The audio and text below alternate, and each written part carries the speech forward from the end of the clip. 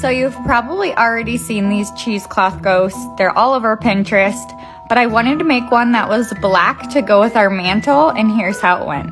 So I completely rigged together a base for the cheesecloth to hang over to give me that ghost form. I blew up a balloon and used 2 hangers for the arms. And to keep the arms from falling over, I used water bottles to try to keep it all tight so they didn't flop over, but they did end up flopping over. So I guess if you can think of anything better, do that.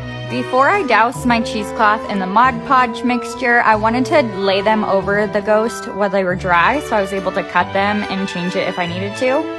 I did some longer, I did some shorter, just to give it different variations of lengths. Before I did all this, I actually dyed the cheesecloth with a black RIT dye.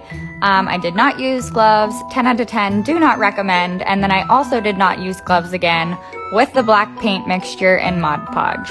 So my hands are suffering, but I guess it was kind of worth it. And I have 0 patience, so I probably should have let this dry for an extra day just because it was super saturated and still kind of wet at the bottom. So since I was impatient and didn't wait for it to be completely dry, it kind of like sunk down a little bit. So it looks more like a melting Grim Reaper than it does a ghost, but I guess it works for what I needed it for.